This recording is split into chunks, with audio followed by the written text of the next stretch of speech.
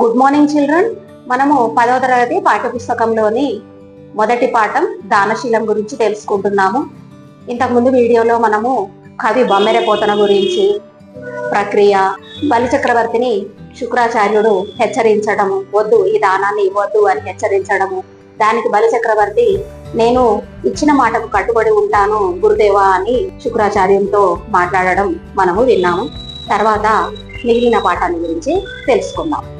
నిరయంబైన నిబంధమైన ధరణి నిర్మూలనంబైన దుర్మరణంబైన గులాంతమైన నిజమున్ రానిమ్ము కానిమ్ము పో హరుడైనన్ హరి అయిన నీరజపవుండభ్యాగతుండైన నౌదిరుగన్నేరదు నాదు జిహ్వ వినుమా దీవర్య వేయేటికిన్.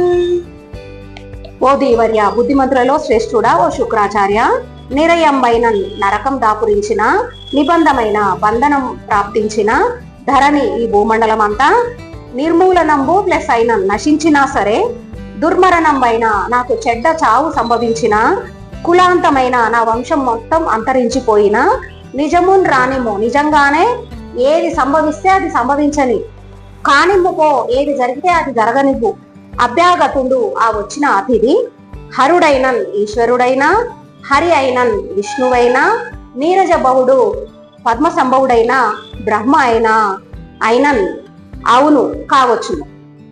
విను నా మాట వినండి.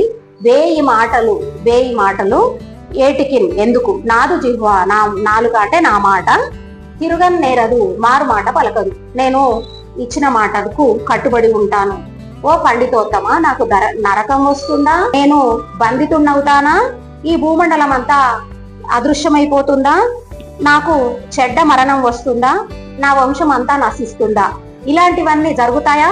జరగనివ్వు. ఏది జరిగినా సరే నేను ఆ వచ్చిన అతిథి బ్రహ్మ విష్ణు మహేశ్వరులలో ఎవరైనా సరే నేను నా మాటను మాత్రం వెనక్కు తీసుకోను అని అన్నాడు.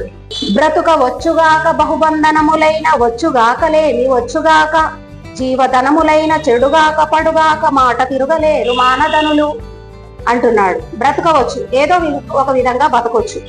బహుబంధనాలు అయినా ఎన్ని కష్టాలు వచ్చినా సరే వచ్చుగాక వస్తే రావచ్చు, కష్టాలు లేని బీదరికం వచ్చుగాక వస్తే రావచ్చుగాక, జీవధనములు అంటే ప్రాణము ధనము, చెడుగాక చెడిపోతే చెడిపోవుగాక, పడుగాక జీవితము పడిపోతే పడిపోని అంటే మరణం రాని, మానధనులు అభిమానమే ధనంగా కలవారు మాట అన్నమాటను తిరగలేరు తప్పలేరు, ఏదో ఒక రకంగా బతకొచ్చు, లేదా ఎక్కువ కష్టాలు మనకు రావచ్చు, పేదరికం రావచ్చు, ప్రాణము ధనాన్ని కోల్పోవచ్చు, ఇవన్నీ జరగవచ్చు. చివరికి చావు వచ్చినా సరే ఇచ్చిన మాటకు కట్టుబడి ఉంటారు మానధనులు అని బలిచక్రవర్తి అంటున్నాడు.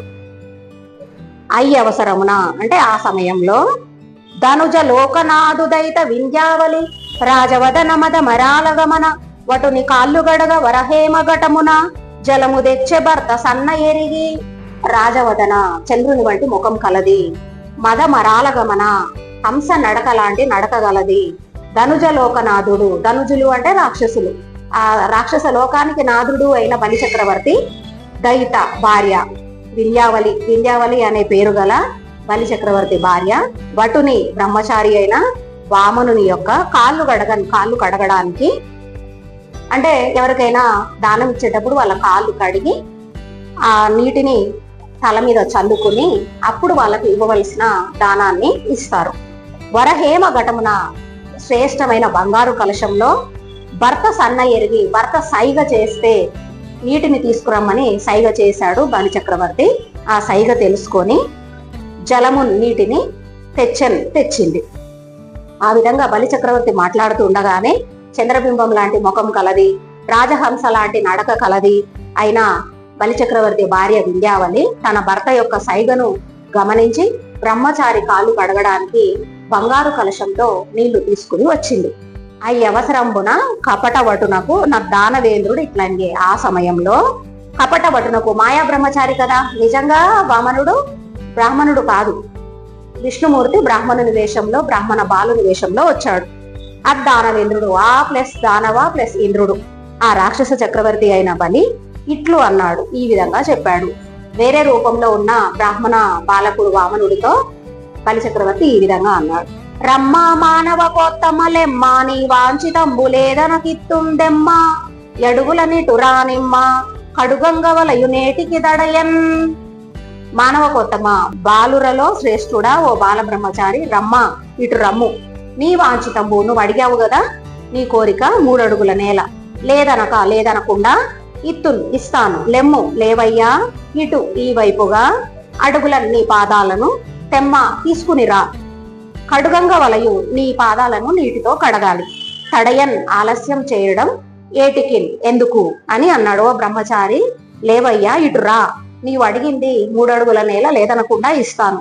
నీ పాదాలు కడగడానికి ఇంకా ఆలస్యం ఎందుకు అని బలిచక్రవర్తి అన్నాడు. సురలోక సముద్ధరణము నిరత శ్రీకరుణమఖిల నిగమాంతాలము కరణము భవసంహరణము హరిచరణము నీట గడిగే అసురోత్తముడు రాక్షసుల రాజైన బలిచక్రవర్తి సురలోక దేవతల సమూహానికి సముద్ధరణం కష్టాల నుండి ఉద్ధరించుట. అంటే వాళ్ళు ఆల్రెడీ రాక్షస రాజ్యంలో రాక్షసుల పరిపాలనలో ఉన్నారు కదా, దేవతల కష్టాలను పోగొట్టేది, నిరత ఎల్లప్పుడూ శ్రీ సంపదలు, కరణము కలిగించేదియును, అఖిల సమస్తమైన, నిగమాంత ఉపనిషత్తులకు అలంకారమైనది అయిన విష్ణు పాదాలు, భవ సంహరణము చావు పుట్టుకలు అనే బంధాలను తెప్పి మోక్షాన్ని కలిగించేది, హరిచరణము శ్రీహరి పాదాన్ని అంటే వామనునిగా వచ్చిన శ్రీహరి పాదాన్ని నీటితో కడిగాడు. బలిచక్రవర్తి వామనుడిగా వచ్చిన విష్ణుమూర్తి పాదాలను నీటితో కడిగాడు.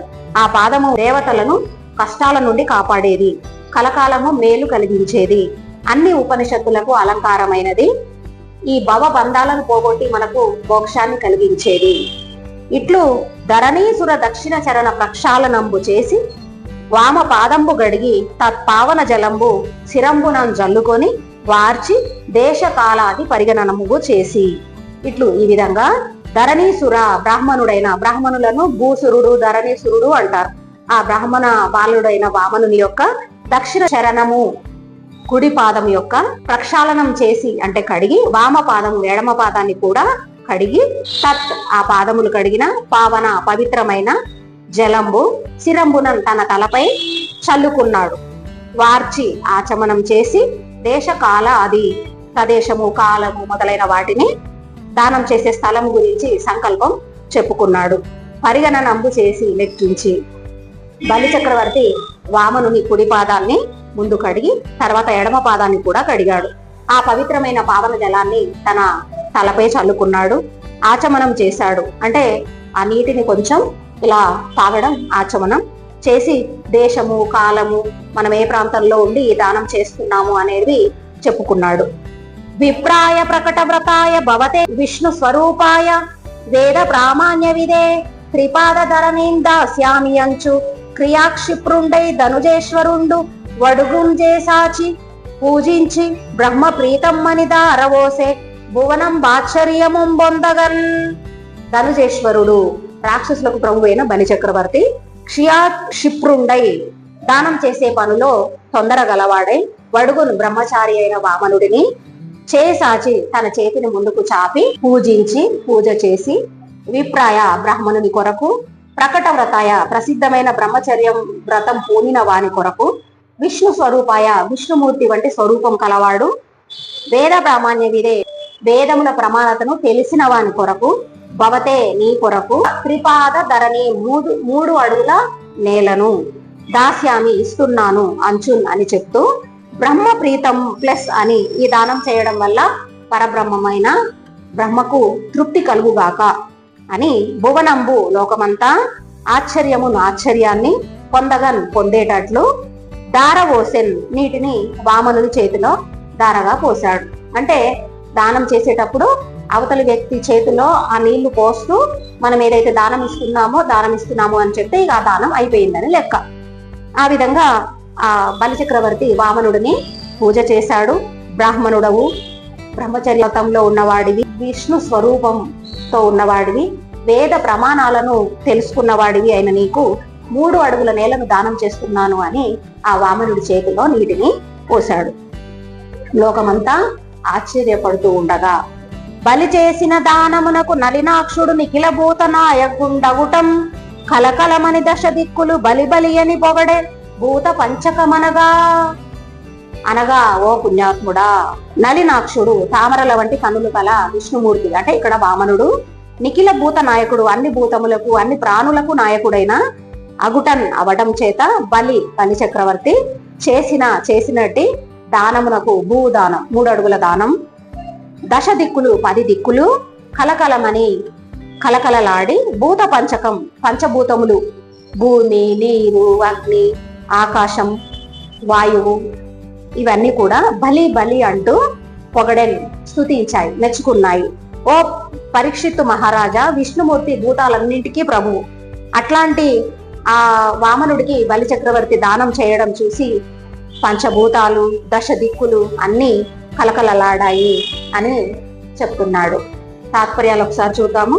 దాతల్లో గొప్పవాడా ఓ బలి చక్రవర్తి, నీ కులాన్ని, రాజ్యాన్ని, పరాక్రమాన్ని నిలుపుకో.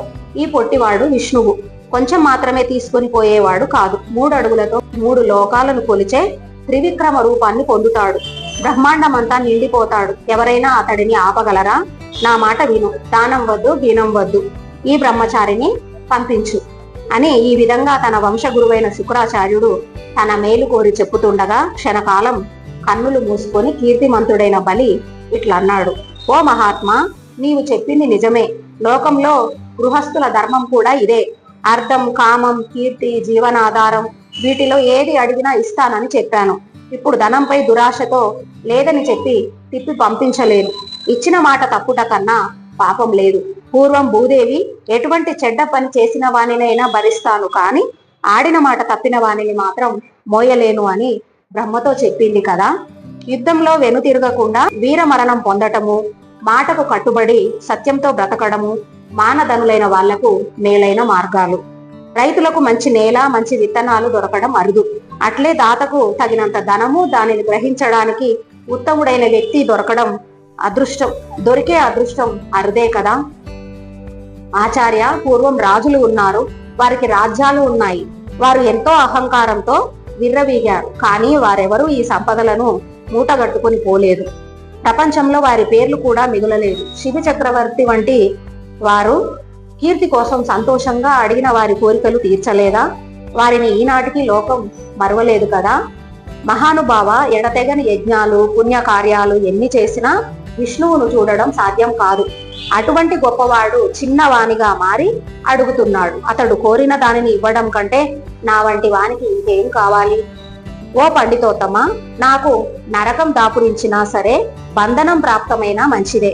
ఈ భూమండలం అదృశ్యమైనా, నాకు దుర్మరణం వచ్చినా సరే, నా వంశం అంతా నశించినా సరే, ఏమైనా కాని, ఏదైనా రాని. ఎందుకు ఇన్ని మాటలు? వచ్చినవాడు శివుడు, విష్ణువు, బ్రహ్మ. ఎవరైనా సరే నా నాలుక వెనుదిరగదు, అంటే ఆడిన మాట తప్పను.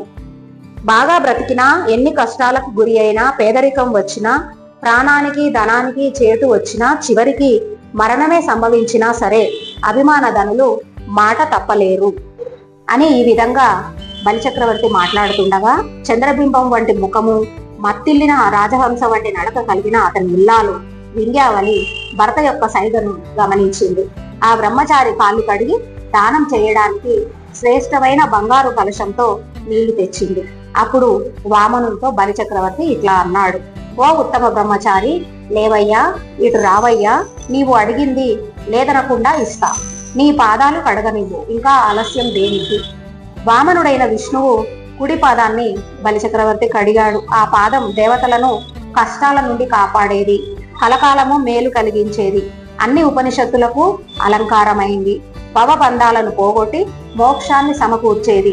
అదే విధంగా ఆ చక్రవర్తి వామనుని ఎడమ పాదాన్ని కూడా కడిగాడు. పవిత్రమైన ఆ జలాలను నెత్తిపై చల్లుకున్నాడు, ఆచమనం చేశాడు, దేశకాల పూర్వకమైన సంకల్పాన్ని చెప్పాడు. బలిచక్రవర్తి చేతులు చాచి వామనుని పూజించాడు.